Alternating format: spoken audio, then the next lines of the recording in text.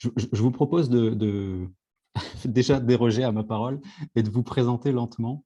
J'ai l'impression que les participants l'arrivée des participants s'est un peu stabilisée. Donc, je tenais déjà toutes et tous à vous remercier de vous joindre à nous pour cette deuxième séance de l'édition 2022-2023 des lundis numériques de l'Institut national d'histoire de l'art. Et avant de présenter nos deux invités du jour, je tenais à remercier chaleureusement toute l'équipe des manifestations scientifiques et culturelles de l'INHA pour leur travail précieux et de qualité. Merci entre autres à Ileana et Elsa d'avoir mis en place toute l'organisation nécessaire à la tenue des échanges du jour. Je voudrais également rapidement aborder des aspects pratiques. On échange par Zoom dans la forme de webinaire, c'est-à-dire que la plupart des micros et des caméras sont coupés et elles le resteront la plupart du temps. Vous pouvez intervenir et interagir avec les deux participants du jour par l'encart questions et réponses que vous trouverez dans le bandeau sur votre écran. Après la présentation, je reprendrai toutes les questions et je me ferai votre porte-parole. Si jamais une question demande spécifiquement à ce que vous interveniez, je peux aussi ouvrir votre micro, donc écrivez-moi directement pour que je puisse permettre ça. Et petit rappel, globalement dans le temps, nous avons devant nous 2 heures, à peu près 1 heure de présentation, suivie d'1 quart d'heure de démonstration, et puis après, nous aurons 45 minutes de questions-réponses. N'attendez pas la fin de la présentation pour poser vos questions, vous pouvez les écrire dès maintenant, dès le début de la présentation. Je m'efforcerai de n'en oublier aucune. Je pense que j'ai fait le tour de tous les enjeux. Donc, sans plus tarder, j'ai le plaisir d'accueillir Roxane Roussel et Livio De Luca pour nous présenter Aioli, la plateforme d'annotation 3D développée au MAP, le laboratoire de recherche conjoint entre le CNRS et le ministère de la Culture. Roxane Roussel est ingénieure d'études au MAP GAMSO. Elle a obtenu son diplôme d'État d'architecte à l'ENSA de Marseille et a également travaillé au Centre interdisciplinaire de conservation et de restauration du patrimoine. Au MAP, elle travaille aujourd'hui sur l'annotation et l'enrichissement sémantique de données patrimoniales hétérogènes, en particulier dans le cadre de la construction d'une version numérique pour le constat d'état de la cathédrale Notre-Dame de Paris. Et Livio De Luca est directeur de recherche au CNRS, et c'est l'actuel directeur de l'UMR MAP. Il est architecte, docteur en ingénierie et HDR en informatique. Ses activités de recherche se concentrent sur le relevé, la modélisation géométrique, l'enrichissement sémantique de représentation numérique d'objets patrimoniaux, ainsi que la conception et le développement de systèmes d'information multidimensionnels. Depuis 2019, il est coordinateur du groupe de travail Données numériques du chantier scientifique du CNRS et du ministère de la Culture pour la restauration de Notre-Dame de Paris. Mais j'arrête ici ces présentations pour vous donner la parole. Bonjour à tous les deux. Un grand merci de vous joindre à nous aujourd'hui. Vous avez donc carte blanche pendant environ 1 heure et puis une présentation de 15 minutes. Et ensuite, nous reviendrons tous ensemble et je porterai et je poserai les questions du public. Merci beaucoup Loïc pour cette présentation. Merci beaucoup à toute l'équipe de l'INHA pour cette invitation. Donc sans tarder, moi je vais commencer par partager mon écran, vous montrer un petit peu le programme de cette présentation que l'on a intitulée Aioli du lundi. Je vais concernant démarrer avec une introduction qui va vous raconter à peu près une demi-heure le parcours qui nous a mené à l'application telle qu'elle existe aujourd'hui. Et donc à partir de nos travaux de recherche qui ont démarré en 2013, donc dans le cas spécifique d'Aioli, et qui nous ont amené tout d'abord à introduire des principes scientifiques, méthodologiques, et par la suite conduire un programme d'implémentation informatique qui a duré longtemps et qui dure encore, parce que ce genre d'application n'est jamais terminé. Par la suite, je laisserai la parole à ma collègue Roxane. Roxane, depuis 2 ans, enfin plus que 2 ans, elle mène une application phare d'Aioli, notamment dans le cadre du chantier scientifique. Alors il s'agit d'une application phare car c'est le vrai le vrai cadre d'application taille réelle, disons, de la plateforme à un chantier important et un volume de données conséquent que vous verrez. On fera une démo, effectivement, d'un quart d'heure, vers 14h30, un petit peu plus tard, éventuellement. Et ensuite, on laisse 45 minutes où on va rester en mode démo, éventuellement, pour répondre à des questions, tout en montrant des fonctionnalités de la plateforme. Alors, pour introduire Aioli, j'ai fait référence à ce que nous avons appelé, et le terme que nous avons introduit. Malheureusement, le terme est en anglais, ma présentation est aussi en anglais, mais c'est vraiment dans un cadre plutôt d'échange, de confrontation avec la communauté internationale que nous avons développé ces travaux les dernières années. Donc cette notion de Reality-Based 3D Annotation que nous avons introduit il y a quelques années, qui est fortement inspiré des travaux qui se font dans les domaines de la numérisation, avant tout, de la photogrammétrie, de la lasergrammétrie, donc ce qui relève du champ de la numérisation du réel, et qui se confronte aux questions d'annotation sémantique. Donc, la motivation qui nous a conduit, non pas ces toutes dernières années, mais depuis au moins une dizaine d'années à concevoir une application telle que Aioli, réside dans le constat qui naît de cette mutation en cours des outils d'observation du réel, des outils de lecture du réel. Notamment, nous avons les deux, Roxane et moi, un profil initial, dans mon cas, d'architecte, et nous savons bien quel est le rôle que dans la compréhension de l'architecture patrimoniale, le relevé a toujours joué.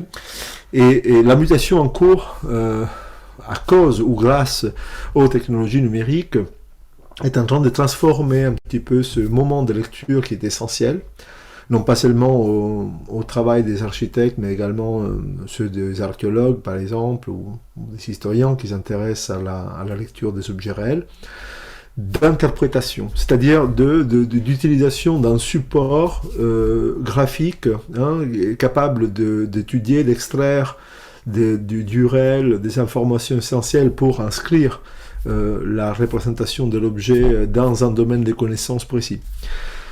Alors, les trois étapes que vous voyez représentées témoignent de cette évolution entre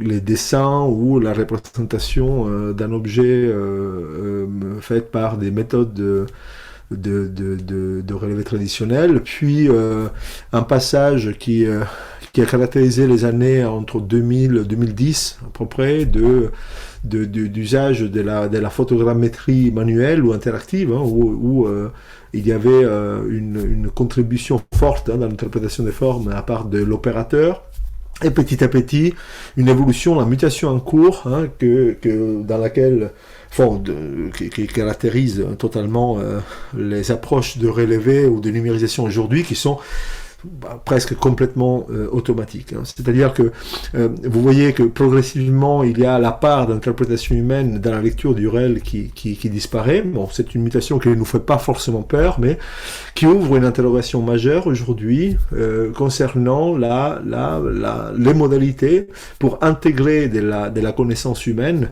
à l'intérieur de ces représentations. Des représentations qui s'établissent sur des processus de plus en plus automatiques et qui donc doivent requérir les liens, donc reconquérir les liens avec la part d'interprétation humaine qui est essentielle à les rendre utiles, non pas seulement dans une perspective de documentation, mais dans une perspective patrimoniale tout court.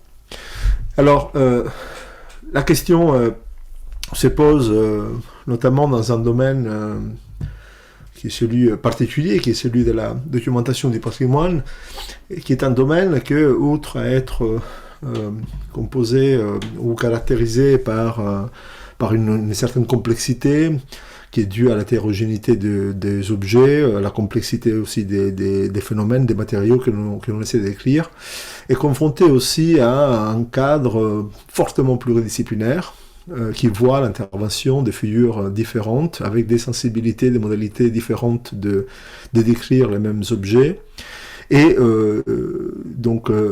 qui souligne les besoins, non pas seulement de collaborer, et de réunir, de partager des ressources, mais également de mettre à profit cette diversité des regards, cette pluralité des regards, pour des scénarios de création de nouvelles ressources numériques qui se situent en continuité avec celles que nous avons produites jusqu'à présent, mais qui puissent par la suite témoigner davantage de cet effort de coproduction des données, de coproduction de connaissances.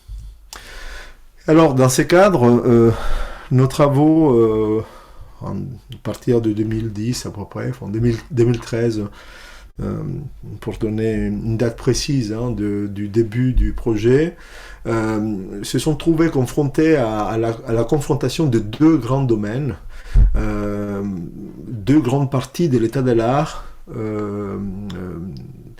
des disciplines qui s'intéressaient au patrimoine, lors de la transition numérique. Donc tout d'abord, les domaines liés à l'ingénierie, à l'informatique, qui dans les dernières années s'étaient intéressés à l'introduction des méthodes et d'outils pour accueillir des données, pour les analyser, et de l'autre côté, une évolution des pratiques quotidiennes de documentation, d'études, également de communication, des données liées au patrimoine, qui a déterminé des évolutions importantes sur le plan méthodologique dans les métiers et dans les champs de l'archéologie, de l'architecture, de la conservation, aussi de la dissémination. Et donc notre idée était essayer de regarder ces deux grandes évolutions et transitions dans la communauté, essayer dans une sphère de confrontation commune, et donc dans une approche interdisciplinaire, c'est-à-dire d'être en capacité à la fois de gérer le problème ou d'observer cette transition sur le plan de la production d'outils, donc notamment des systèmes d'information ou des dispositifs de numérisation, et également d'un point de vue des utilisateurs, c'est-à-dire des exigences de production des données et bien sûr de production des connaissances. Et alors il y a deux domaines qui nous ont immédiatement attirés. D'un côté, tout ce que la numérisation 3D a déterminé, a produit comme avancée ces dernières années, en particulier, non pas forcément l'avancée des capteurs actifs, notamment les scanners laser, mais plutôt ce qui a attiré notre attention était les grands progrès que les capteurs passifs permettaient grâce aux avancées des domaines comme la vision par ordinateur ou la photogrammétrie, et toutes les conséquences sur le plan de la modélisation géométrique. À partir donc de ces résultats, on s'est intéressé à comprendre non pas seulement comment accompagner l'évolution des méthodes de reconstruction automatique à partir d'images, mais comment les faire dialoguer avec des processus d'acquisition, c'est-à-dire comment traduire des protocoles de traitement de données en un protocole d'acquisition susceptible de garantir des résultats qualitativement et quantitativement pertinents pour la documentation du patrimoine. D'où l'idée de constituer à partir des pipelines de traitement, donc nous avions développé avec l'IGN, notamment Marc Pierro De Seini, qui est la personne à l'origine du logiciel Micmac, le logiciel de photogrammétrie Micmac, on s'est intéressé à définir des sortes de presets d'acquisition, des protocoles d'acquisition adaptés et configurables à différents cas de documentation du patrimoine, donc en prenant en compte différentes échelles ou différents domaines d'application. Parallèlement, on s'était intéressé à comment les données hétérogènes étaient traitées par la littérature scientifique, notamment celle qui ressort des champs de digital libraries ou en général des systèmes d'information, et que petit à petit s'est intéressé à cette transition vers le web sémantique.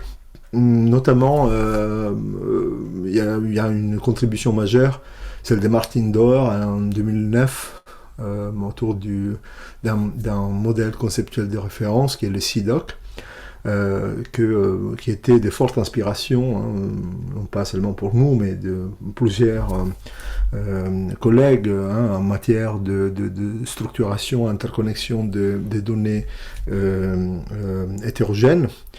Il y a eu aussi d'autres travaux, comme ceux qui s'intéressent à la spatialisation des ressources sur un support géographique, par des coordonnées territoriales, ou encore d'autres travaux qui se sont intéressés à la décomposition des représentations géométriques 2D ou 3D, pour donc dans les dessins d'y attacher des structures de données ou des informations liées et donc accessibles à partir de cette forme.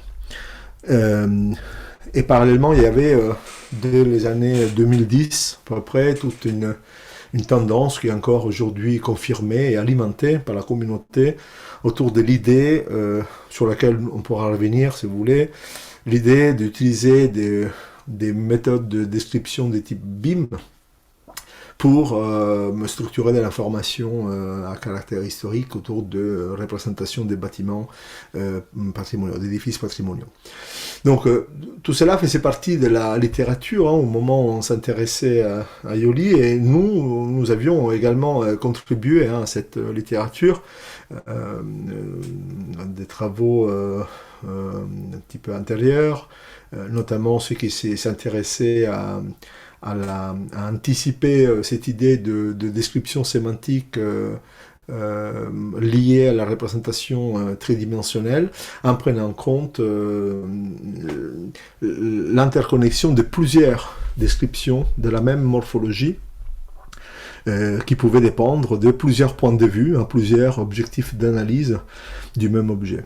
Et si vous voyez une image d'un travail de 2010-2011, où on essayait de séparer un niveau plus symbolique ou sémantique de représentation de l'objet d'un niveau géométrique ou visuel, ou encore d'autres travaux d'une plateforme qui anticipait à Aioli, qui s'appelle le Nubes, donc qui essayait de construire un prototype de système de visualisation de représentation 3D enrichi d'un point de vue sémantique, avec des applications qui ont été expérimentées à la fois pour la gestion des sources documentaires et également pour la gestion des données relatives à l'état de conservation.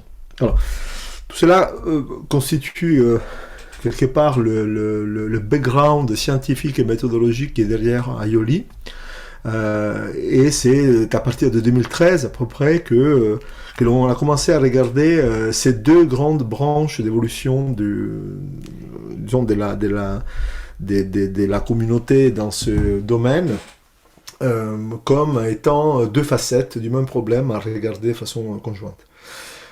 Donc d'un côté, tous les travaux qui s'intéressaient à la documentation d'activités, la documentation des interactions entre des acteurs produisent des données ou qui les caractérisent et qui doivent être considérés comme étant un système de connaissances en cours de construction. Et de l'autre côté, tous ces travaux qui s'intéressent à la description de la forme, à la numérisation de la forme. Alors c'était intéressant parce que d'un côté, les travaux basés plus sur, par exemple, sur les ontologies, restent centrés sur la formalisation des connaissances et ont très rarement des références explicites aux propriétés géométriques, aux propriétés visuelles des représentations numériques, et parallèlement et inversement, les travaux basés sur la notation ou sur la description de la géométrie 3D sont essentiellement centrés sur l'objet et n'offrent pas de cadres pour mémoriser, pour formaliser les relations complexes qui sont à la base des processus de documentation et d'interprétation. Alors il y a une grande question, c'est la question centrale à laquelle Aioli essaie de répondre, c'est comment arriver à relier la géométrie, l'apparence visuelle et la sémantique à l'intérieur d'une approche intégrée. Donc on prend en compte trois lacunes principales. Tout d'abord une lacune sémantique. Aujourd'hui on a besoin de transformer la numérisation 3D massive qui produit de plus en plus de données non interprétées à une numérisation 3D sémantiquement enrichie. C'est-à-dire qu'il soit en capacité de véhiculer non pas seulement des pixels ou des coordonnées 3D, mais véhiculer aussi les sens que nous donnons à ces pixels ou à ces coordonnées 3D. Il y a une autre lacune, un autre problème important qui concerne la communication. Il y a plusieurs études qui se font autour des objets et il est difficile aujourd'hui de garder trace des activités ou des données qui sont produites sur le même objet. Et s'il y a un problème de communication entre les acteurs qui contribuent à la documentation d'un objet, il y a forcément un problème d'interopérabilité qui en découle. Et ces problèmes d'interopérabilité des données produites par ces acteurs découlent aussi du fait que toutes les approches actuelles de sémantisation, si je peux utiliser ces termes, des données sont essentiellement centrées sur les fichiers, sont centrées sur la ressource elle-même. C'est-à-dire que les métadonnées, typiquement, décrivent un fichier plutôt que le contenu d'une représentation éventuelle qui est au centre de ce fichier. Et donc les besoins non pas seulement d'être en capacité de décrire le contenu de ces fichiers, mais d'être en capacité de gérer les multiples observations, les multiples descriptions qui relèvent du même objet. Et la recherche d'un dénominateur stable, entre ces acteurs, entre ces processus, nous a amené à considérer la numérisation 3D comme étant les liens que l'on peut établir entre des observations qui sont menées par différents acteurs et un objet physique, réel. Donc l'approche que nous avons développée dans Aioli considère l'objet physique, l'objet matériel comme étant le seul dénominateur commun entre des acteurs, des activités, des approches et des technologies. Et l'idée donc de Aioli est d'établir un continuum d'informations autour de cet objet. Et ce continuum d'informations, nous l'établissons tout d'abord à partir d'un mécanisme de mapping 3D, donc des cartographies 3D continues, qui ne s'intéressent pas à la duplication de la forme elle-même, mais s'intéressent essentiellement à la spatialisation de la notation. On y reviendra. Un deuxième élément est la structuration des données, qui se base sur la morphologie de l'objet. C'est-à-dire que, au lieu de considérer des structures de description basées sur des concepts et ou des termes de description ou éventuellement des schémas de description préétablis, on considère que la morphologie elle-même et la manière dont différents niveaux de lecture s'y structurent dessus puissent devenir le moyen de structurer l'information. Bien sûr, en laissant aux uns et aux autres la liberté de décrire sur le plan plus sémantique, finalement, l'interprétation de ce qui est observé. Et un troisième principe du projet Aioli est l'introduction disons, des solutions sur le plan technologique, parfois même très sophistiquées, mais qui doivent garder des interfaces simples à utiliser. Et c'est là donc que l'on a investi beaucoup sur la possibilité de construire une application web, mais qui s'appuie sur des capacités computationnelles, côté serveur, assez importantes. Donc à la fois pour des scénarios d'utilisation online, donc en ligne, mais également sur site, à partir des dispositifs mobiles. Alors, quelles sont les modalités donc le développement des principes derrière ces trois grandes caractéristiques de la plateforme? Mais tout d'abord, on a, grâce à une coopération avec l'IGN, on a pu intégrer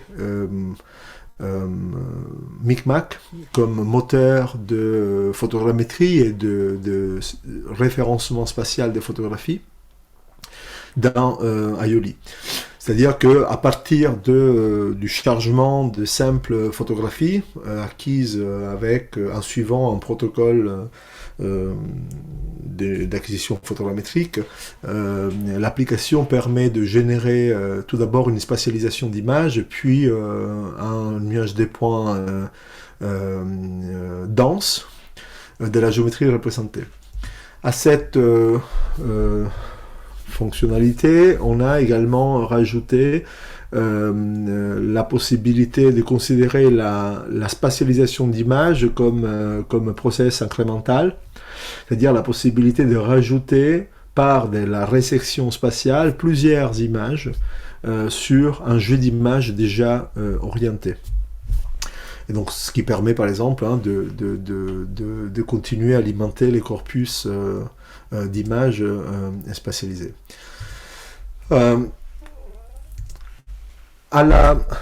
Au calcul de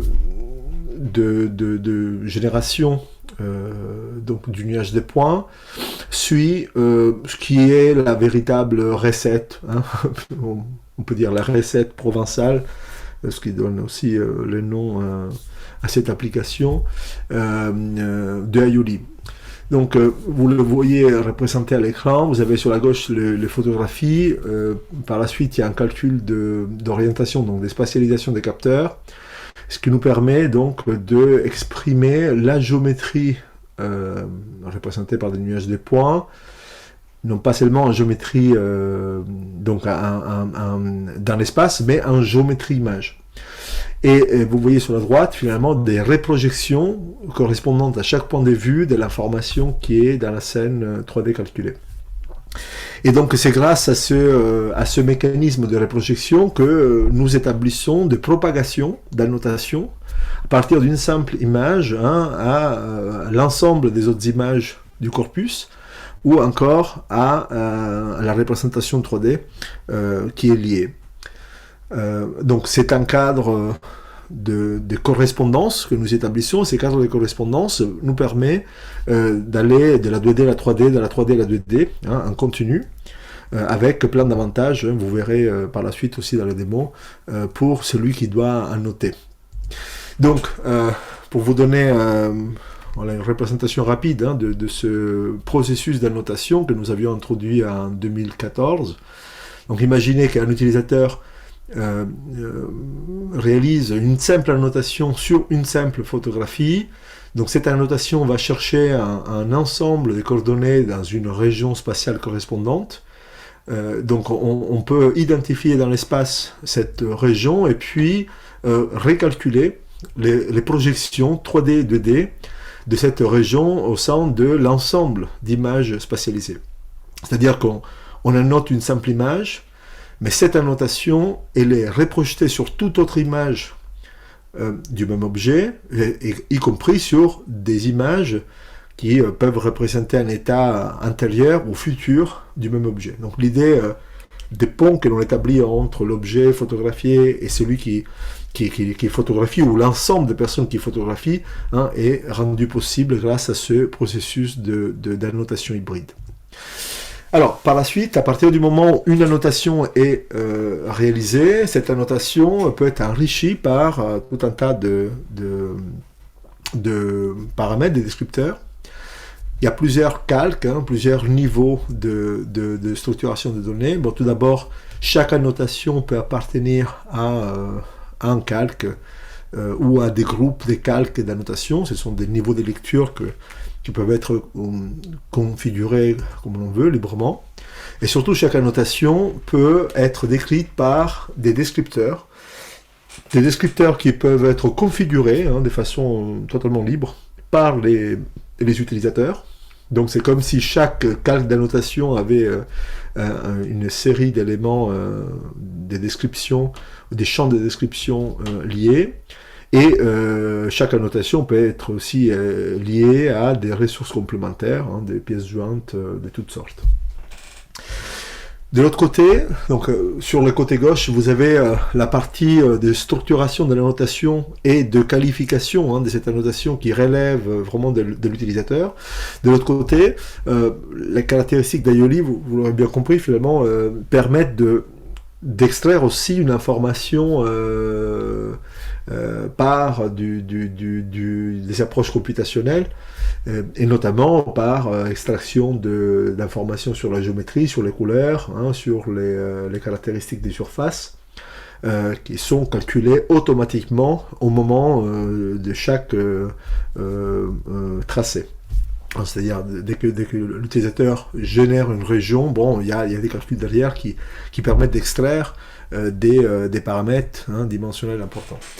Et surtout, ce qui est aussi également intéressant, c'est que à ces niveaux de description qui est plus géométrique et visuel, s'associe aussi une trace du processus d'annotation dans l'espace et dans le temps, dans la mesure où chaque annotation représente de toute façon un acte de désignation d'une forme que nous souhaitons enregistrer, mémoriser dans les systèmes. Alors, les principes de base de la plateforme, son architecture basée sur des approches type cloud, permet d'envisager des scénarios d'annotation collaborative, dans la mesure où l'ensemble des processus peut utiliser les mêmes ressources de base, mais peut déterminer des process simultanés. Et ce qui permet, comme vous le voyez sur l'image, d'avoir par exemple plusieurs utilisateurs annotant la même scène de façon coordonnée ou pas coordonnée, synchrone ou asynchrone. Mais ce qui est intéressant pour nous et qui est à la base vraiment de l'approche de description d'Aioli, c'est que c'est la forme elle-même que par superposition, par collision ou par un recouvrement spatial ou même morphologique a la possibilité de croiser des données provenant de plusieurs utilisateurs. Donc l'idée est que le cadre des descriptions reste libre pour chaque utilisateur et parallèlement on a la possibilité de voir où les regards des uns et des autres se réunissent. Et bien sûr, ceci nous offre aussi une possibilité de corrélation des données assez importante. Alors, pour vous donner un exemple sur ces chapiteaux, imaginez d'avoir sur cette forme 3 niveaux de description. Le premier, la description des éléments d'architecture. Le deuxième, c'est les phénomènes de dégradation. Le troisième, ce sont les inscriptions sur le fil de ces chapiteaux. Et là, on voit, par exemple, le type de description qui découle du simple niveau terminologique, hein, notamment ce que l'on peut analyser par l'occurrence des termes de description, à la fois sur les plans de la description de l'objet, mais également des phénomènes sur la dégradation des surfaces. Ici, vous voyez des résultats d'extraction des données qui sont plus quantitatives, donc données géométriques, qui peuvent être l'extension spatiale d'un phénomène, hein, d'un phénomène d'érosion par exemple, ou l'orientation dans l'espace, hein, donc la possibilité d'analyser leur distribution ou leurs caractéristiques à partir d'une simple analyse des données résultantes. Et ici, vous voyez un exemple, hein, de recouvrement sémantique spatial, hein, qui ressort des croisements de ces annotations dans des régions où les trois niveaux de lecture coïncident. C'est que permet, comme vous pouvez l'imaginer, d'établir, hein, des relations entre un phénomène de dégradation et un type d'objet ou un type de décor de façon spontanée et pas en s'appuyant sur une description a priori, hein, des caractéristiques que l'on veut utiliser pour représenter l'objet. Juste un mot sur la partie implémentation. Donc, Aioli composé d'une interface client qui se base sur des technologies typiques du web, HTML, JavaScript, fonctionne sur des dispositifs différents. Une connexion 4G est suffisante, hein, pour interagir avec les systèmes. Et nous utilisons deux librairies, donc une pour le nuage des points et l'autre pour la 3D, donc c'est Potri.js et Tri.js, voilà. Les serveurs web donc est un serveur Apache et nécessite pour les calculs, hein, un certain nombre de ressources, à la fois en termes de CPU, et aujourd'hui nous travaillons beaucoup sur les futures implémentations de quelques optimisations basées sur le GPU. Côté base de données, donc l'ensemble des données est stocké dans une base non SQL, hein, en CacheDB, et tous les processus sont dockerisés, hein, donc peuvent être exécutés de façon distribuée très facilement. Donc je vais montrer cette petite vidéo, je vais avancer, qui montre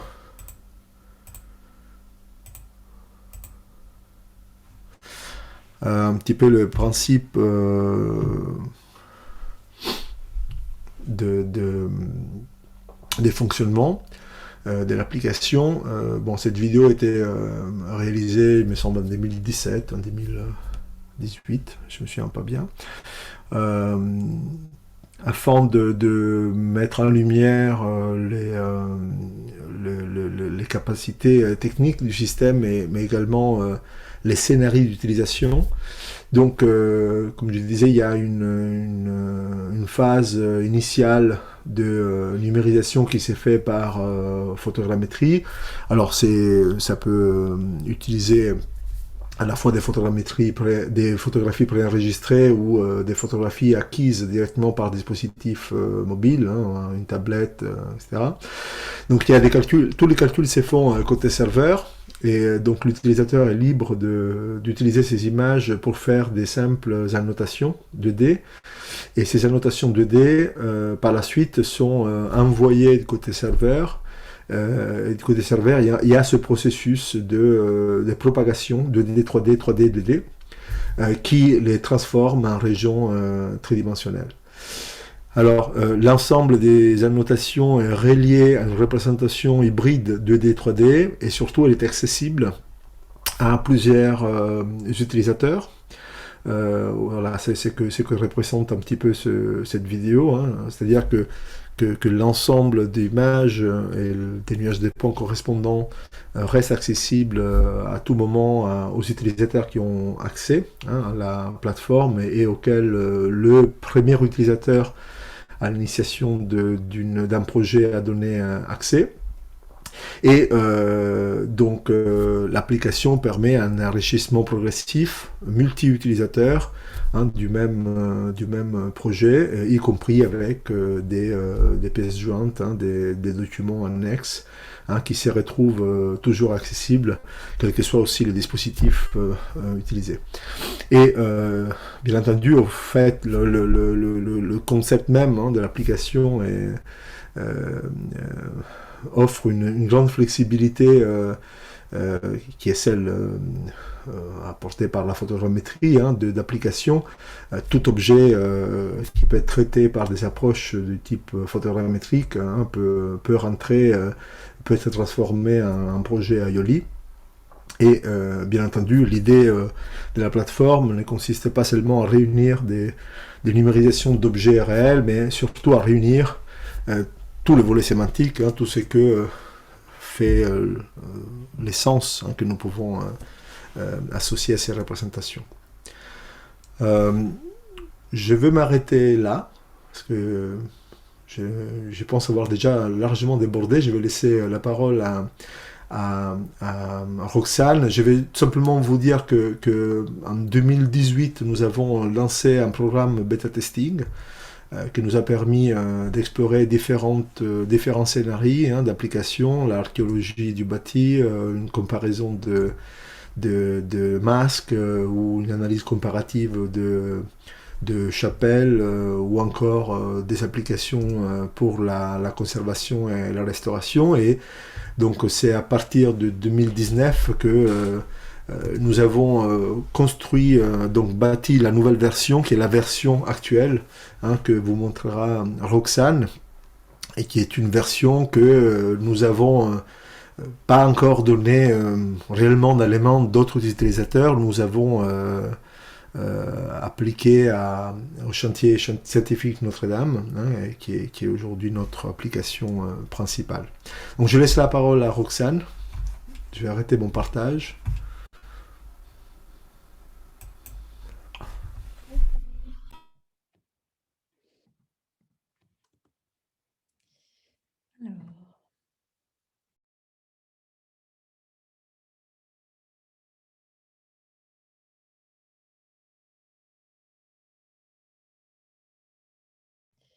Voilà, est-ce que vous m'entendez bien? Parfait. Alors oui, comme l'a dit Livio, voilà, je vais vous parler un petit peu plus de la façon dont j'ai pu peut-être appliquer au sein de mon travail tous ces grands principes d'Aioli, au cas de la cathédrale Notre-Dame de Paris, notamment donc après l'incendie.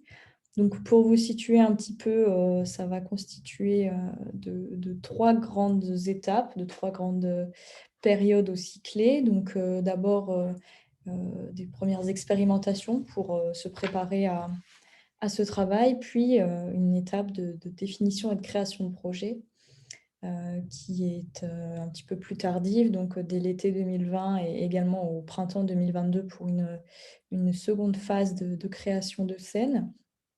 Et enfin, donc, tout ce qui relève de l'annotation et de l'enrichissement des projets que je vous présenterai un petit peu à la fin de cette présentation. Donc, alors, tout d'abord, donc, c'est vrai qu'on a cette première phase donc, d'expérimentation qui a pris, qui a commencé donc, dès la fin de l'année 2019, donc avec à partir du mois de novembre et jusqu'au printemps de l'année suivante, un véritable objectif de tester la plateforme Aioli.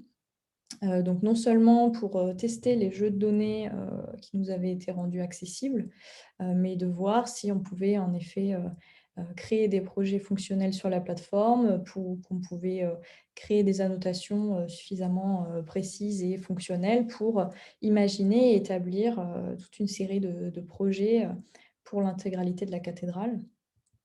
Donc, comment ça se décomposer? Donc, on a d'abord l'idée de tester, donc, comme je le disais, les jeux de données de projet.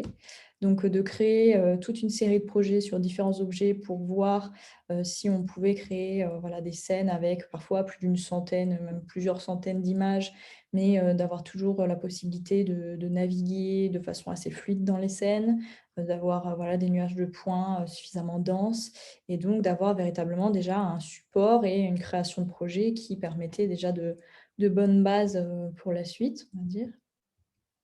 Et puis, assez naturellement, l'étape de l'annotation. Donc, par exemple, ici, on a un nuage pour l'intrados des voûtes de la nef, où on a, par exemple, rien que sur ce calque, environ 300 annotations. Donc, est-ce qu'on peut encore, avec ce nombre d'annotations, naviguer assez librement dans les scènes? Est-ce qu'on n'a pas des temps de chargement trop longs? Est-ce qu'on n'a pas des bugs aussi qui apparaissent? Parce qu'on est toujours sur des plateformes en développement, donc on peut aussi voilà, avoir des problèmes qui se mettent à jour. Puis, la question de l'organisation des projets, puisque comme, Livio l'a déjà évoqué, on a, plusieurs, possibilités de structuration des projets. C'est-à-dire qu'on a la possibilité de créer, une série de groupes et de calques au sein desquels vont pouvoir, se trouver les annotations. Mais on a aussi la possibilité donc de créer, les fiches de description et la possibilité d'ajouter à ces scènes, des fichiers joints. Donc, comment on structure des fiches de description, quelles informations sont pertinentes à rajouter sur ces différentes annotations sur les projets. Donc voilà, tout un test aussi sur ces angles-là. Et puis enfin, sur ces diverses questions, essayer d'y répondre sur des projets de nature différente, donc avec des formes différentes, des échelles différentes qui peuvent aussi poser leurs propres enjeux. Donc ici, on avait par exemple une petite collection de projets tests pour l'intrados du chœur, de la nef, mais aussi donc l'extrado des voûtes, donc avec les débris de la charpente effondrée. Et puis aussi donc un projet par exemple un petit peu à part, donc avec une rose, donc cette fois-ci vue de l'extérieur de la cathédrale. Et puis donc avec cette deuxième phase qui s'entame dès l'été 2020, celle de gérer les données, puisqu'une fois qu'on a fait ces expérimentations et qu'on arrive sur une base préfonctionnel pour imaginer établir on va dire un diagnostic en version numérique sur la plateforme. Comment gérer finalement les 50 000 images qui forment l'intégralité des acquisitions photogrammétriques pour la cathédrale, donc que ce soit pour l'extérieur en drone ou alors pour l'intérieur à plus petite échelle sur des chapelles, cette fois-ci à l'appareil photo. Donc, il y a une vraie question déjà de familiarisation avec ces acquisitions, comprendre un peu comment elles sont structurées, mais également savoir soit comment les rediviser, puisque sur Aioli, il n'était absolument pas question de faire un projet pour l'entièreté de la cathédrale, ça n'en était pas l'objectif. L'idée était plutôt de travailler par petites portions, par plusieurs scènes qui en fait reprenaient finalement le découpage qui avait été fait dans le diagnostic réalisé par la maîtrise d'œuvre et donc par les architectes. Donc vous avez ici finalement une image du découpage qui est fait pour l'extérieur de la cathédrale, avec donc un découpage à la fois horizontal, donc avec 3 niveaux par exemple définis pour les travées de la nef et du chœur, mais également un découpage vertical puisqu'on vient voilà, travailler par travée à chaque fois. Donc ce découpage-là, même celui montré pour le transept, est bien celui qui avait été défini et utilisé par les architectes dans leur constat d'état. Donc l'idée était déjà, dès la création des scènes, de chercher à se rapprocher de ce qui avait été fait dans le diagnostic écrit. On a eu ce même travail qui s'est prolongé donc, en 2022, donc au printemps, quelque chose de plus récent, où finalement le diagnostic de l'intérieur de la cathédrale voilà, s'est fait dans un second temps. Donc on repassait par une étape de création de projets et donc aussi de délimitation des scènes, avec cette fois-ci un travail qui était un petit peu différent, puisqu'on reste sur une échelle assez restreinte pour les chapelles, puisque chaque chapelle de la nef et du chœur constitue un projet. Donc on a voilà, une échelle un petit peu plus réduite, tandis que par exemple sur des éléments comme les voûtes, donc que ce soit l'intrados, l'extrados, ou encore sur les murs bahus, on travaille voilà, plutôt sur l'intégralité d'une portion, par exemple tout l'extrados de la nef, puis celui du chœur. Donc pour avoir une lisibilité un petit peu améliorée sur des objets comme ceci. Donc, très rapidement, un mot sur la création des projets. Donc, vous avez 2 possibilités. Donc, la première, on la verra un petit peu tout à l'heure dans la période de démo. Mais donc, on peut créer nos projets directement sur Aioli en ajoutant les photographies, un petit peu comme dans la vidéo montrée il y a quelques minutes. Donc, on peut ajouter directement ces photos, ces coordonnées et laisser les projets se créer finalement directement sur Aioli.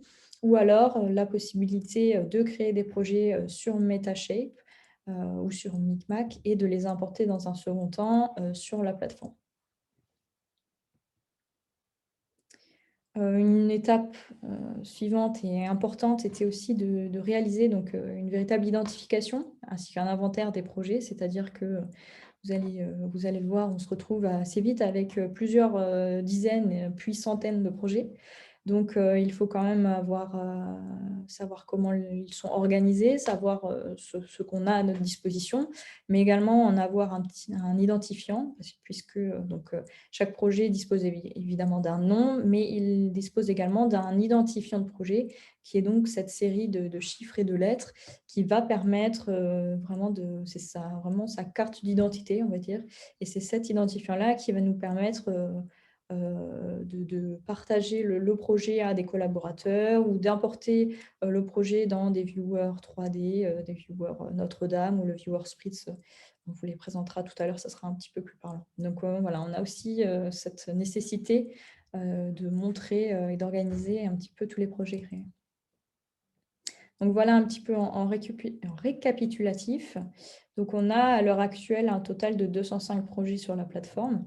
Donc 159 projets à noter. On en a 116 pour l'extérieur et 43 pour l'intérieur, avec cette différence un petit peu de nombre qui s'explique, comme je vous le disais, par le fait que pour beaucoup de scènes intérieures, on a finalement travaillé à un petit peu plus grande échelle.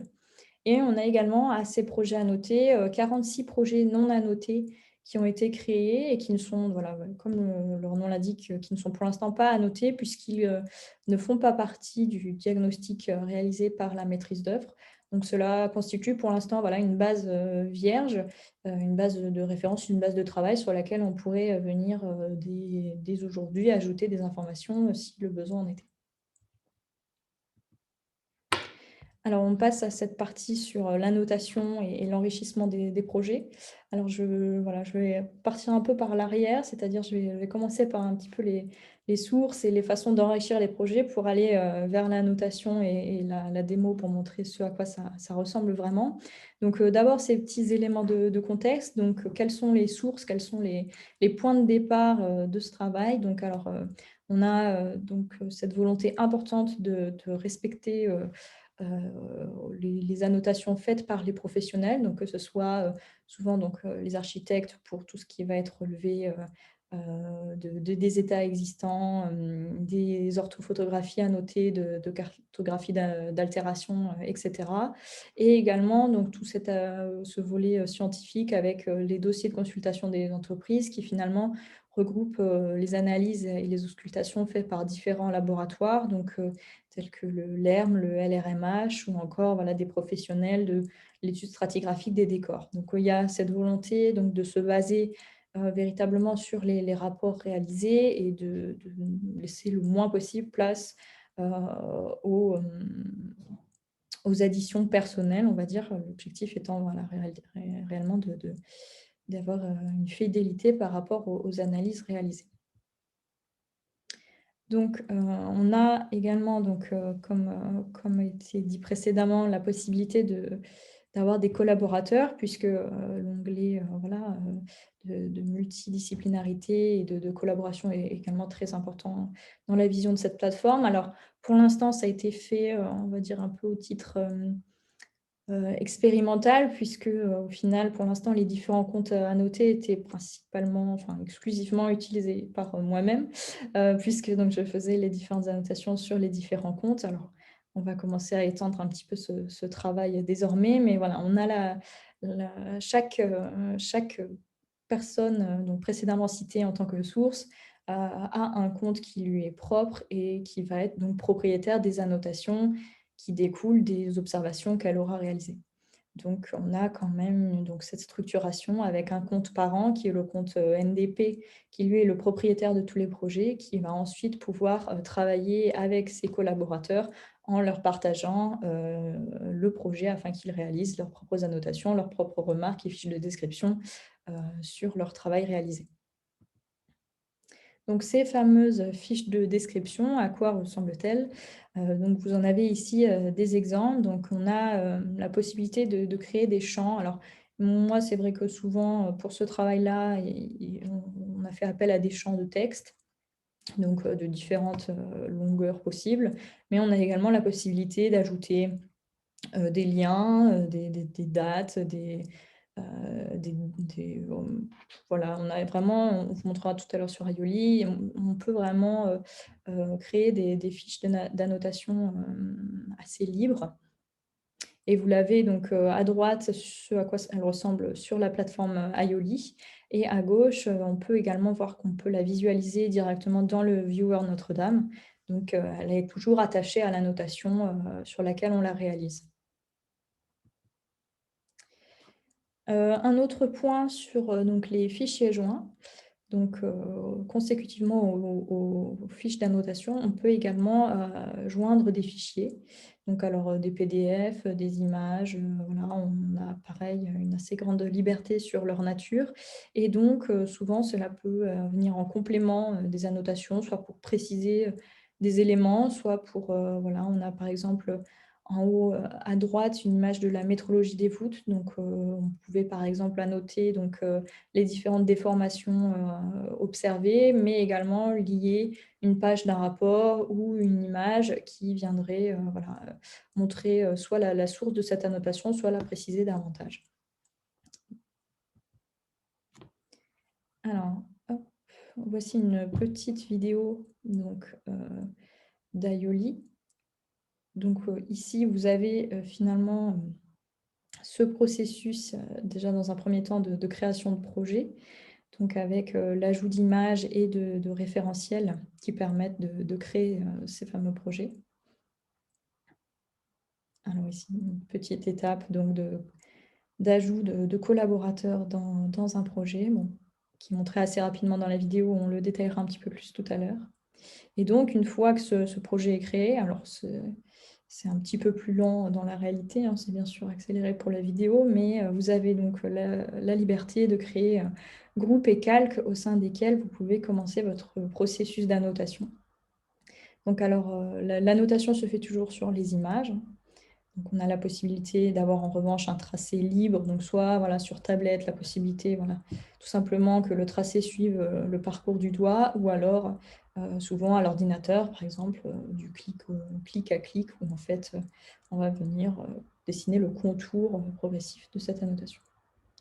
Puis ici, donc, on a une création de fiches de description, où au niveau du calque, je peux définir les titres et les champs de ces fiches de description, puis les remplir annotation par annotation.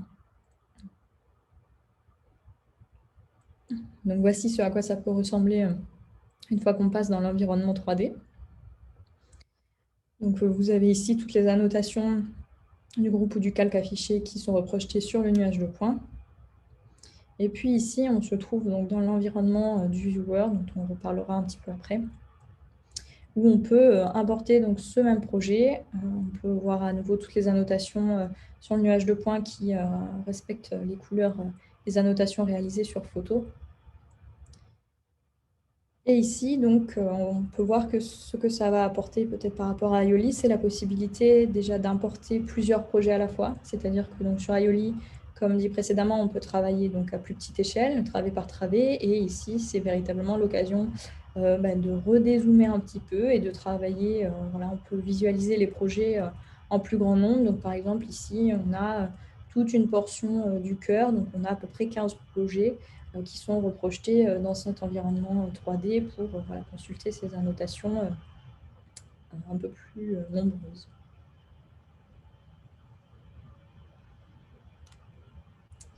Voilà pour cette vidéo.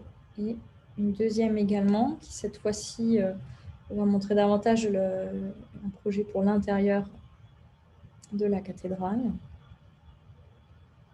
Donc cette fois-ci, on est sur une scène pour l'intérieur des voûtes de la nef. Et donc, on va pouvoir naviguer un petit peu entre les différents calques, groupes créés par les différents utilisateurs. Donc, on a vu le premier qui correspondait aux auscultations radar. Ici, vous pouvez voir que on a par exemple une identification des campagnes de travaux qui ont été menées, donc avec une localisation qui est pointée par la notation, puis avec un fichier joint, donc extrait du rapport qui nous permet de détailler un petit peu ce qui avait été rapporté. Ici, par exemple, des informations sur les décors peints, donc souvent sur les cintres et les clés de voûte. Donc avec de la même façon cet inventaire un peu photographique qui vient compléter les annotations réalisées directement sur le projet Ayoli. Puis un des calques les plus conséquents qui est celui des diagnostics, souvent des maçonneries, et qui est ici complété par celui des interventions projetées, donc avec les premières pistes formulées sur les interventions à mener dans le cadre de la restauration. Ici, de la même façon, on a un diagnostic un peu plus précis, un peu plus centré sur les cintres des voûtes.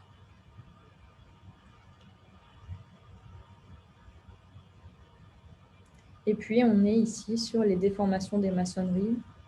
Donc, on rejoint finalement une image qu'on voyait tout à l'heure dans les fichiers joints, avec cette fois-ci sa version annotée sur la plateforme. Alors, avec une volonté toujours d'avoir des couleurs qui sont fidèles au diagnostic, mais toujours un petit peu adaptées dans la mesure des couleurs proposées par la plateforme. Donc, on retrouve dans l'environnement 3D d'Aioli toutes ces annotations. Donc, on peut les afficher au choix calque par calque ou groupe par groupe si cela peut avoir une pertinence. Et puis enfin, le résultat dans le viewer Notre-Dame, avec cette fois-ci les couleurs et les fiches de description qui peuvent apparaître tout de même sur le projet. Ici, par exemple, pour le diagnostic, on a un affichage du groupe entier, donc qui nous permet de véritablement consulter à la fois le diagnostic fait sur les cintres, les maçonneries. C'était un petit peu bref, mais on peut voir les éléments qui peuvent être directement comparés de cette façon.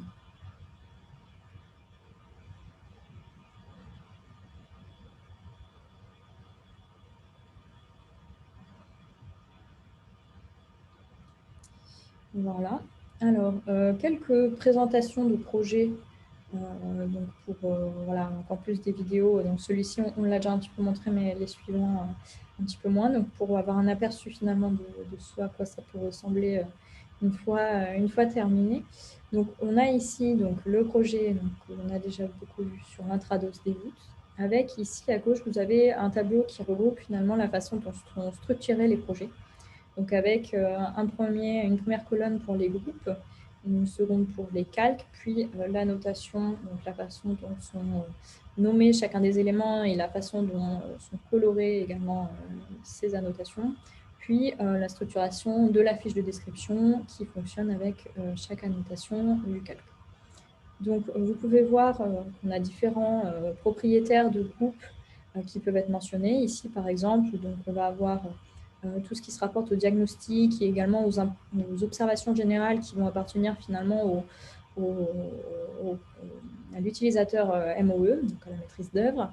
Puis, par exemple, la déformation qui, elle, est réalisée par le groupe GT numérique, le radar, lui, par le LERM et l'aspect d'études stratigraphiques qui est mené par Parents Restauration. Donc, c'est ici un assez bon exemple de la façon dont plusieurs rapports, plusieurs études et diagnostics peuvent être centralisés au sein d'un même projet. Pour l'extrados des voûtes, on a un travail qui est mené principalement sur le diagnostic, qui constitue le groupe principal et en tant que calque, on va retrouver donc, en plus un inventaire des interventions projetées. Et puis, donc, sur les chapelles, qui sont en nombre, puisqu'elles constituent en tout 32 projets, on va avoir également donc, un aspect principalement axé sur le diagnostic, mais également tout un certain nombre d'informations supplémentaires. Donc, par exemple, on a des informations sur le statuaire et le mobilier présents dans chacune des chapelles. puis des informations sur les décors peints et les restaurations antérieures, donc, voilà, qui avaient pu être menées avant l'incendie. Donc, c'est ces calques-là que vous pouvez voir, par exemple, sur l'image la plus à droite. Vous avez ici finalement le nuage de points d'une chapelle annotée avec voilà, un code couleur en vert pour les fresques et les décors, mais en violet également pour le statuaire, le mobilier. On va pouvoir comme ça ajouter toute une série d'informations sur des choses déjà connues sur ces objets. On a enfin donc les murs bahut, où on retrouve en plus du diagnostic des auscultations radar, donc, qui ne sont pas ici visibles donc, sur les captures montrées, qui elles sont concentrées plutôt sur les phénomènes de dégradation donc, dans le cadre du diagnostic, mais donc des analyses radar dont la notation va pouvoir préciser l'emplacement et dont les analyses sont ensuite complétées par une possibilité d'ajouter des fichiers joints. Et également donc un onglet sur le diagnostic des pierres, donc avec finalement des carottes de pierres qui ont été prélevées dans le cadre d'études menées par le LRMH. Et là, de la même façon, on va pouvoir annoter l'emplacement de ces prélèvements, l'endroit précis dont ils ont été extraits, puis venir ajouter finalement le travail réalisé en pièce jointe. Voilà, donc je vais parler un petit peu moins que prévu, donc on peut enchaîner, je pense, sur la démo.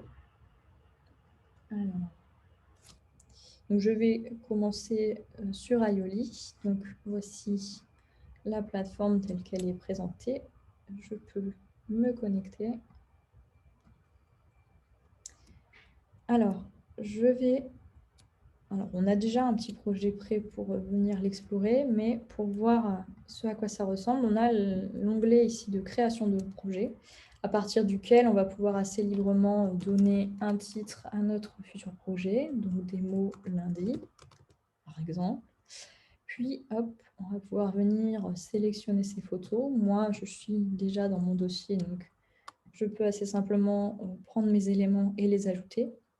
On a aussi donc, ce second onglet, Create a Specialized Scaled Model, qui lui permet, donc alors c'est moi l'option que j'avais utilisée pour la cathédrale, de créer un projet référencé sur des coordonnées données.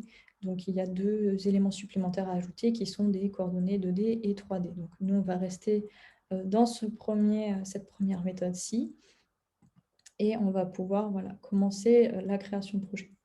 Donc, on le voit ici qui commence à charger. Pour ma part, je commence le projet. Donc ici, j'avais une première annotation test créée, mais on va venir reprendre ce processus. Donc, hop, assez simplement avec ce bouton, j'ai la possibilité de créer un nouveau groupe. Où on va l'appeler diagnostic, par exemple. Puis un second calque. On va mettre hop. Et là, donc on se trouve dans l'environnement 3D dans un premier temps. On peut basculer hop, sur les photos par ces onglets-là. Et ici, alors, on va faire une observation tout à fait arbitraire personnelle. Hein. Ici, on n'est pas basé sur un rapport. On va mettre, par exemple, hop, on va choisir son mode de tracé, une couleur. Commencer notre annotation et on va venir annoter le blanchiment d'une pierre, par exemple. Une fois que j'ai mon tracé, je peux valider mon annotation. De la même façon, on peut venir l'annuler. Si on fait, hop, on fait une erreur, on peut annuler son processus sur le bouton juste à côté de la validation. Et donc, vous pouvez voir ici qu'on va avoir une annotation en cours de chargement. Donc avec cette petite roulette qui nous indique que la notation est en train de se charger. Donc pendant ce chargement, je vais ajouter Livio en collaborateur, je pense. Alors, donc je suis allée un peu vite, pardon, mais donc sur l'onglet de la page principale, vous avez donc l'onglet projet qu'on a commencé à explorer tout à l'heure avec cette création voilà, d'un premier projet. puis l'onglet donc collaborateurs, sur lequel je vais pouvoir cliquer pour voilà, ajouter des personnes à qui je vais pouvoir partager des projets avec lesquels je vais pouvoir collaborer. Donc ici, je peux aller ajouter Aioli NDP, donc en envoyant une invitation qui a été envoyée. Je peux basculer sur mon écran si tu veux. Voilà, je te passe la main. Voilà, donc je vais de mon côté me connecter hein, pour démontrer cet aspect collaboratif. Donc je vais connecter avec mon compte. J'en ai plusieurs, comme vous pouvez imaginer, mais je vais me connecter avec celui-là. Donc je viens de recevoir un message. Donc il y a cet utilisateur qui vient de me demander un ami, hein, si je peux le dire comme ça. Et à partir du moment où j'accepte l'invitation, je fais partie du cercle hein, de collaborateurs de Roxane. Et donc elle peut, elle, me rajouter en tant qu'utilisateur ayant les droits d'annotation sur son projet. Je vais faire Stop Share et je te repasse la main, comme ça tu montres comment Ouais. on rajoute.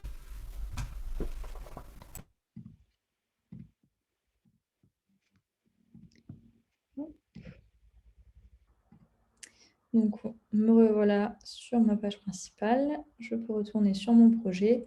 Et désormais, hop, si je clique sur les Sharing Options, j'ai la possibilité, j'ai Aioli Test qui apparaît, qui était donc le compte de Livio, que je peux ajouter. Et il faut également donc, que je choisisse de passer ma scène en public et ma possibilité de partager le projet. Donc, on n'est plus sur un projet personnel, on est sur un projet partagé. Donc, je peux désormais valider. Et voilà, on peut voir que l'utilisateur apparaît désormais. Et on a également un lien public qui apparaît pour la consultation des projets. Alors, on va entrer ici.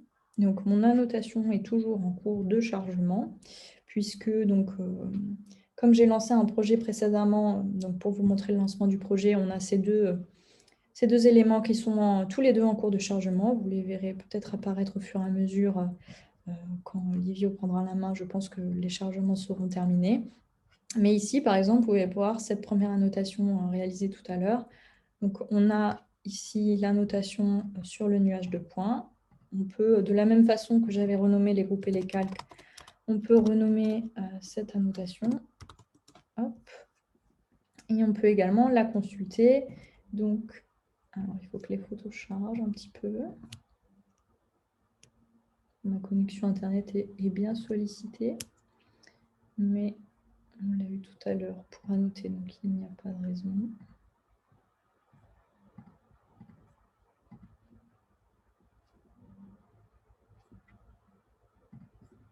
Voilà, on les a retrouvés.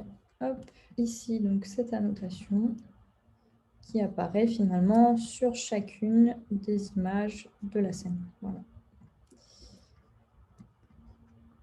Hop. Donc, on a également, comme on disait précédemment, cette possibilité de créer donc, les fiches de description. Donc ici, je peux choisir d'ajouter par exemple un texte qui va être commentaire. Puis par exemple, pourquoi pas une date pour indiquer le moment où on a réalisé cette annotation. Hop. Donc ces deux champs sont créés. On peut se placer dans l'annotation. Ici, je peux dire qu'on est donc le 10. Hop. On n'est pas en l'an 2 en revanche.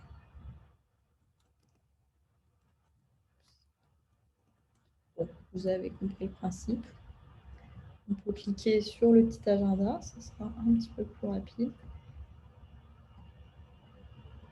Bon, voilà, on peut naviguer voilà, entre les mois directement. Et pour un commentaire, on va mettre hop, pied. personnage. Enfin, donc voilà, c'est pas de la... C'est vraiment pour vous montrer le concept. Voilà, Livio, peut-être que tu veux Oui, reprendre pour montrer voilà, un aspect plus collaboratif. oui, oui, oui, je peux. Alors, Mais faut le. je, je partage mon écran. Voilà. Donc je partage mon écran. Bon, c'est une démo technique vite fait, mais qui vous montre à peu près comment plusieurs utilisateurs collaborent autour de du même projet. Donc je me relog ici. Donc dans mes projets, alors j'en profite aussi pour dire quelque chose que Roxane n'a pas mentionné. On a récemment ajouté la gestion de vocabulaire contrôlé. Donc c'est une connexion qui est faite avec un autre logiciel qui est développé au CNRS par Miled Rousset, qui est OpenTeso. Donc en fait, il y a une connexion établie entre Aioli et OpenTeso et les utilisateurs peuvent charger des thésaurus qui vont par la suite être reliés à un champ des types vocabulaire contrôlé dans les fiches de description. De même, il y a la possibilité de gérer plusieurs objets patrimoniaux et de rattacher des projets à des objets patrimoniaux. Donc, histoire de pouvoir réunir autour d'un seul élément patrimonial, disons, plusieurs scènes, projets d'annotation. Alors, si je vais dans ma sphère projet, tout d'abord, ici, j'ai tous les projets qui m'appartiennent, hein, c'est-à-dire les projets que j'ai pu créer moi-même. Et par la suite, vous le voyez en bas, donc les projets que quelqu'un d'autre partage avec moi, hein, auquel on m'a donné accès. Et le dernier, effectivement, c'est celui partagé par Roxane. Donc ici, on accède exactement aux mêmes informations que vous voyez sur l'écran de Roxane. Donc il y a le nuage des points qui était calculé et si je sélectionne ce calque, à la fois la notation, puis je pense que pour le test 1, les commentaires et les données ont été rentrés par Roxane. Et le tout bien sûr lié à cette structure 2D 3D qui permet à tout moment de basculer entre ce qui correspond au moyen d'observation directe du réel et cette représentation qui n'est pas forcément mise en valeur par la qualité de sa reconstruction photogrammétrique. On pourrait le faire d'ailleurs. Je peux vous montrer que derrière il y a... Ah pardon, je me suis trompé. Derrière il y a un niveau de description géométrique qui est intéressant, mais j'aurais bien compris que l'objectif de la plateforme n'est vraiment pas celui de faire des numérisations 3D, hein, vraiment de spatialiser des annotations. Et donc, de même, en fait, on a, par exemple ici, moi je suis dans des calques auxquels je n'ai pas un droit d'accès, hein, parce que je ne suis pas le propriétaire de la scène. Néanmoins, si je rentre, alors attendez, je vais rentrer à nouveau dans la scène.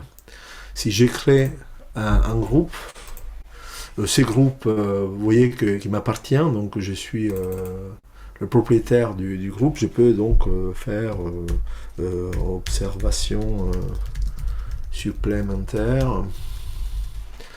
Et là, créer des calques d'annotation des suites, nouveau calque. Et ces calques d'annotation se rajoutent aux groupes et aux calques qui ont déjà été créés par d'autres. Donc je peux de la même manière continuer à m'intéresser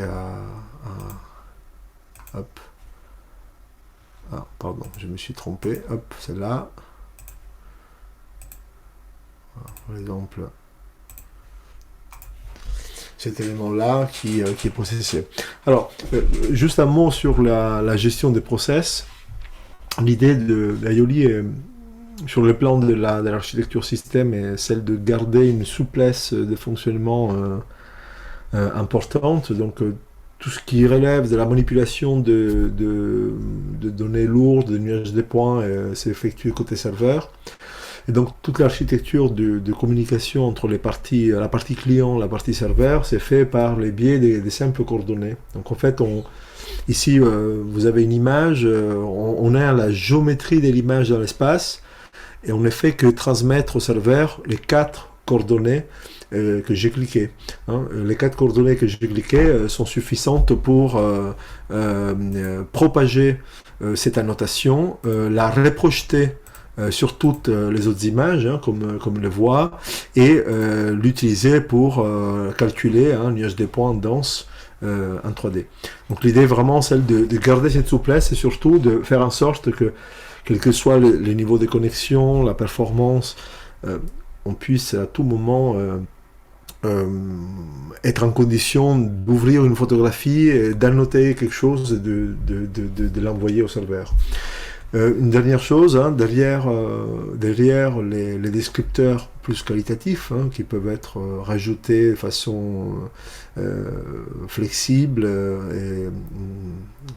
il y a également, comme je vous en avais parlé, des descripteurs géométriques et visuels. Donc on calcule pour chaque annotation automatiquement quelle est l'extension spatiale et la position par rapport à l'ensemble de la scène. On calcule également quelle est l'orientation dominante de la surface. On calcule une palette de couleurs représentative et tout un tas d'autres descripteurs que nous utilisons pour autre chose. Alors je vais terminer en vous montrant... alors ici vous avez vu Aioli. Aioli est une interface HTML. La base de données, je vous disais, c'est du...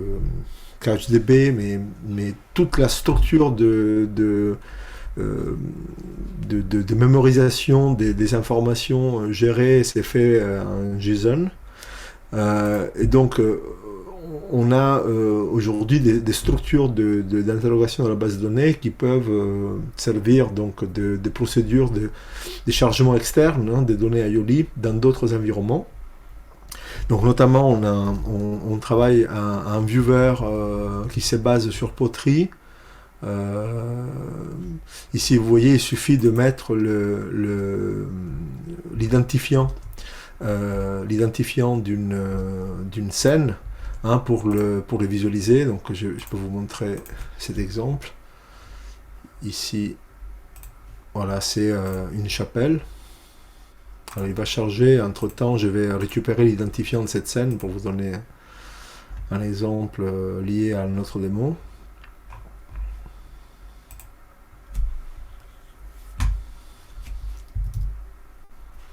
Ah, je n'y ai pas accès. Est-ce que, Roxane, tu pourrais me l'envoyer par message, l'identifiant de la scène, comme ça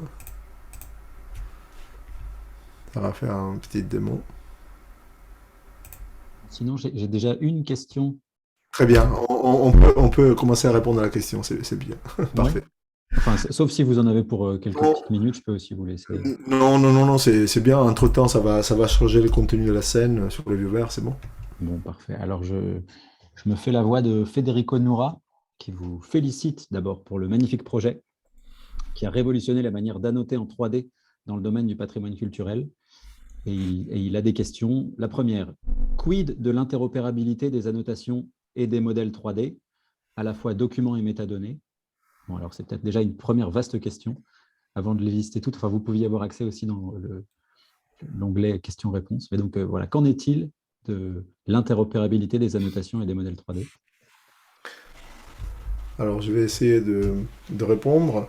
Donc le processus Aioli comprend à la fois l'association d'un corpus d'images initial à un heritage asset, un objet patrimonial. Ensuite, un processus de création d'une scène 3D à partir d'images. Et par la suite, plusieurs processus d'annotation. Et donc l'ensemble de cette démarche a été mappé au SIDOC CRM.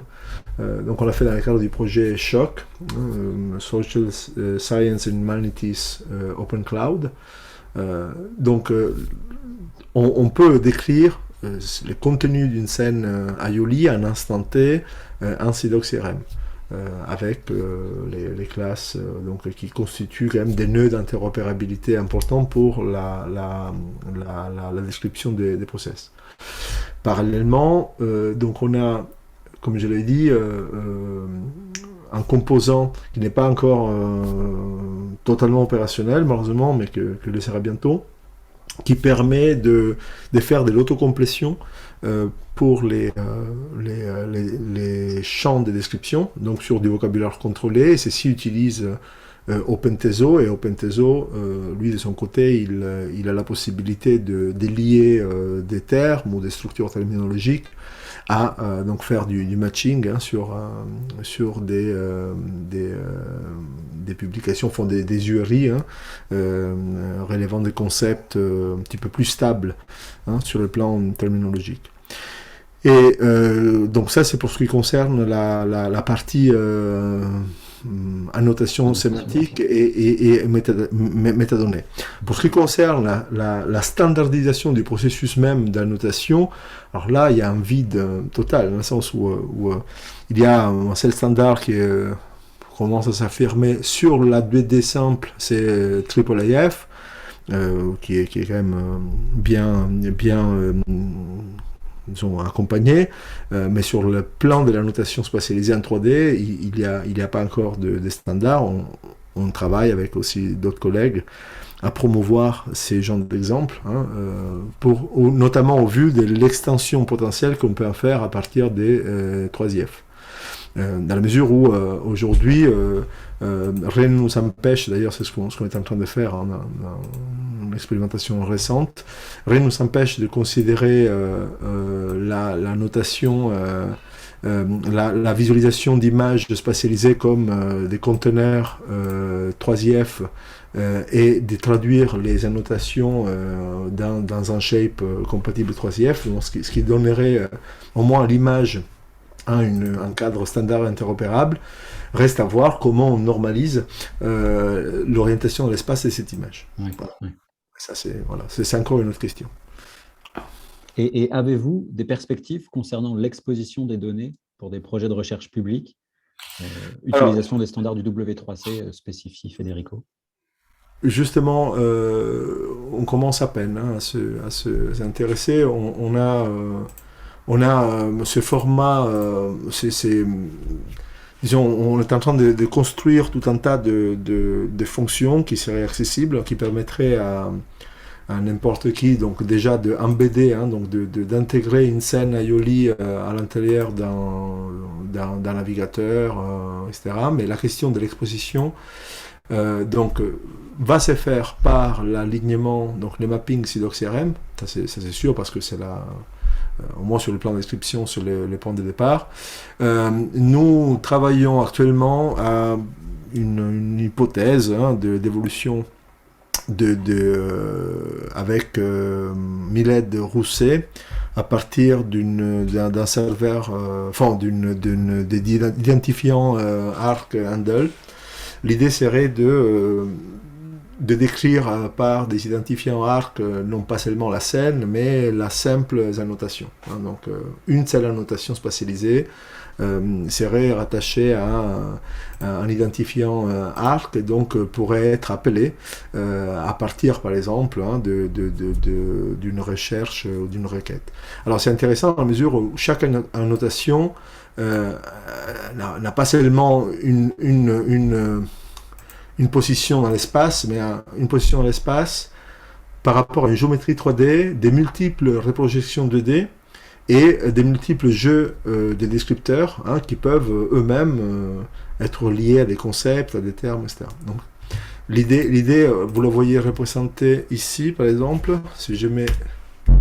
c'est vraiment du travail en cours que je vous montre, c'est un viewer qui s'appelle Spritz. Ça, c'est la deuxième version. L'idée serait celle de lier pour chaque annotation l'image qui a servi à l'annotation avec le nuage des points conséquent et enfin, lié. Et ici, par exemple, si je vais faire test 1, si je clique ici, c'est comme si on reconstruisait l'environnement qui a servi à l'utilisateur pour annoter une forme.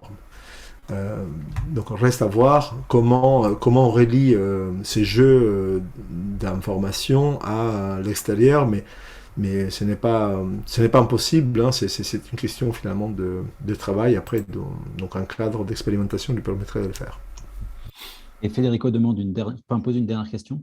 Peut-on encore participer au programme des bêta-testeurs aussi fort en retard? Alors, oui, le programme de bêta-testeurs, on l'avait lancé en 2018. Oui, alors cette nouvelle version, d'ailleurs, il y a une toute nouvelle interface qui est en cours de tests là. On va réouvrir. Donc actuellement, la responsable projet qui est Adeline Manuel est en congé maternité. Donc il faut attendre vraiment le retour d'Adeline aux manettes pour prendre contact avec elle et demander un accès. Alors en sachant que à ce jour, il y a Roxane est certainement la personne qui a le plus œuvré, expérimenté et qui s'est le plus battu contre toutes les imperfections, les caprices, les défauts, les bugs d'Aioli. On aimerait effectivement poursuivre ces genres d'expériences avec d'autres. Dans un premier temps, on va pas réouvrir à toutes sortes de partenaires faisant demande, mais on va plutôt cibler des coopérations. Mais c'est vrai qu'avec l'INHA, on a tout intérêt, un grand intérêt à ce que des expérimentations soient montées. Federico, te et vous remercie pour ces réponses précises. Merci. Pierre-Yves Laborde a également une question. Pourquoi le choix d'OpenTeso plutôt que celui de Ginkgo? Pourquoi les choix d'OpenTeso plutôt que Ginkgo? Alors, je vais vous répondre de façon très très basique. Je considère que les évolutions potentielles autour de ces genres d'outils très spécialisés, très liés à des cadres de maintenance difficiles à faire durer, à vivre, se doit beaucoup aux personnes, plus qu'aux outils. Donc, comme avec Milette de Rousset, on travaille déjà dans le cadre de Notre-Dame de Paris, on a construit beaucoup de choses, notamment dans les mécanismes d'interopérabilité, aussi avec Archeogrid, qui est un outil développé à Bordeaux, et les viewers Notre-Dame. On a fait ce choix. Voilà, tout simplement parce qu'on se retrouve dans un cadre où pendant 5 ans, on est sûr de pouvoir continuer à développer des choses. Et j'ai oublié de le dire, il y a tout un mécanisme de matching que l'on a déjà développé, qu'on est en train d'expérimenter là dans ces jours, et qui nous permet d'utiliser des requêtes sur du texte libre, tous les commentaires libres qu'il y a dans ce genre de fiches, pour accrocher différents termes à des éléments qui sont présents dans OpenTeso, dans un thésaurus. Et nous croyons beaucoup dans ces approches mixtes, c'est-à-dire qui laissent la liberté absolue à l'utilisateur de s'exprimer dans toute sa richesse terminologique, et donc garder toujours en parallèle la possibilité ensuite de construire des mécanismes voilà, qui permettent donc d'ancrer ces commentaires libres à des structures terminologiques plus fournies. Voilà. Bon, merci beaucoup. Alors, je vois qu'il n'y a plus d'autres questions. Moi, j'en ai beaucoup, mais je ne veux pas monopoliser la parole absolument. Donc, surtout, n'hésitez pas à écrire vos questions. Je m'arrêterai au moment où j'en vois paraître d'autres. Justement, j'ai une question qui est hyper liée à ce que tu viens de dire, Livio. C'est, est-ce qu'aujourd'hui, on a la capacité de faire une recherche, mettons une recherche plein texte, au travers de toutes les annotations d'un projet pour voir apparaître celle qui concernerait un terme en particulier? Enfin, tu vois, dans l'usage, est-ce que c'est possible, ce genre de choses? Alors, la réponse est oui, mais il n'y a pas un bouton pour le faire. Disons, la réponse est oui, dans le sens où donc, derrière IOI, il y a une base de données NoSQL. Ah oui, On a, d'accord. on a donc la possibilité de construire des vues.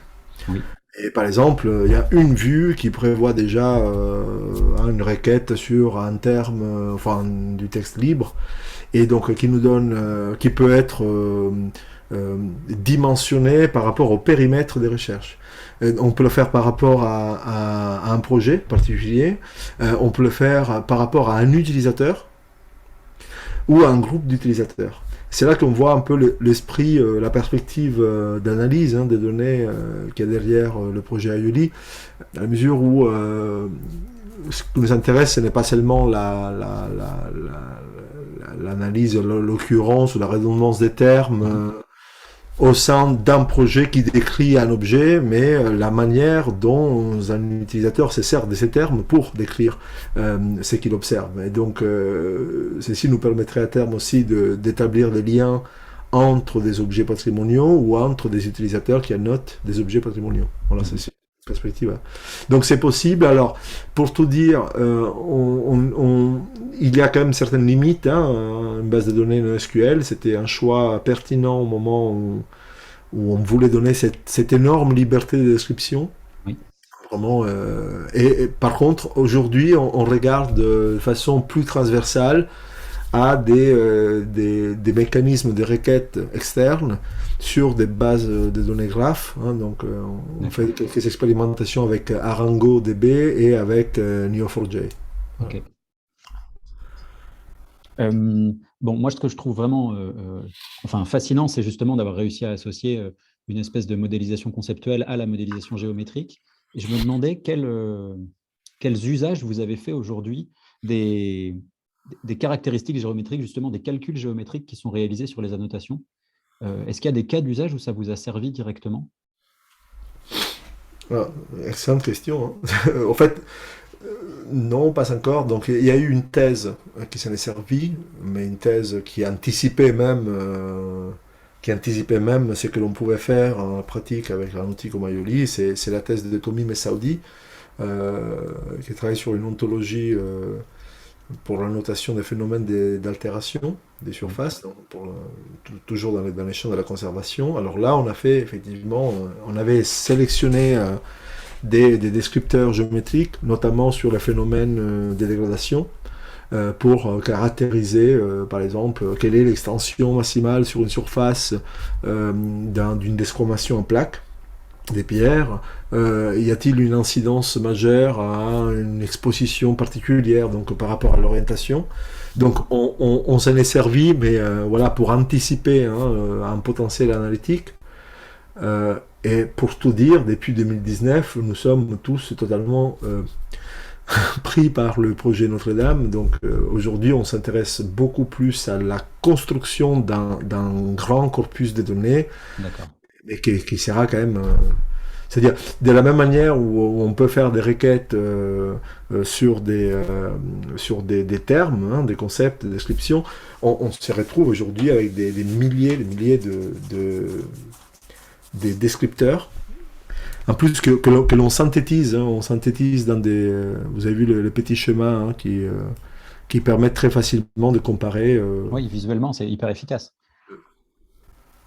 Mais pour l'instant, pour nous, c'est voilà, si on ouvre ce vase, voilà, on en a encore pour 5-6 ans. Oui, je suis d'accord, au moins. Bon, je trouve que c'est merveilleux, mais justement, dans le temps, comment vous vous projetez pérennité et de l'application, sur quoi vous la basez développement futur, maintenance, parce qu'en fait, une application, c'est que de la maintenance, sinon ça s'arrête de fonctionner, parce qu'il y a des problèmes qui se développent. Et puis, pérennité des données, comment vous voyez l'archivage, comment vous voyez le partage, l'interconnexion avec d'autres logiciels utilisés par les métiers. Enfin bon, c'est une question hyper vaste, mais voilà, la suite et le temps. Bon, c'est une excellente question. Donc, premier choix fait en matière de conservation. Euh, on peut tout conserver en matière de représentation calculée à partir de la matière première, ce sont les photographies d'Aioli. Mais déjà, la manière la plus efficace que nous avons de conserver, c'est conserver l'historique des processus lancés sur les données d'origine. Donc typiquement, on a quasiment la certitude qu'on sera en capacité de conserver des photos, pouvoir reproduire les traitements sur ces photos et la plus grande garantie de pouvoir conserver le travail, plutôt que se dire qu'on conserve un nuage de points dans un format dans un autre. De la même manière, le principe même qui est derrière IOLI, c'est que on pourrait très bien donner la possibilité d'annoter sur le nuage de points. On ne le fait pas. C'est un choix. Bon, pour certains, c'est une limite. Pour nous, c'est un choix. L'idée, c'est de maintenir les moments de l'interprétation à une relation avec la source originale, c'est-à-dire la photo. À mesure où on se dit qu'à tout moment, on peut reproduire ces mécanismes de propagation, quelle que soit la technologie, quel que soit l'algorithme de reconstruction photogrammétrique utilisé. Et donc là, ça, c'est un vrai choix de conservation. C'est-à-dire, une annotation, pour nous, c'est une photographie, des coordonnées bidimensionnelles exprimées donc en géométrie image. Ouais. Et on sait que cette photographie, à tout moment, peut être respatialisée. Et bien sûr, la photogrammétrie pourra remettre en jeu les paramètres de spatialisation d'aimant 1000 fois en fonction des évolutions.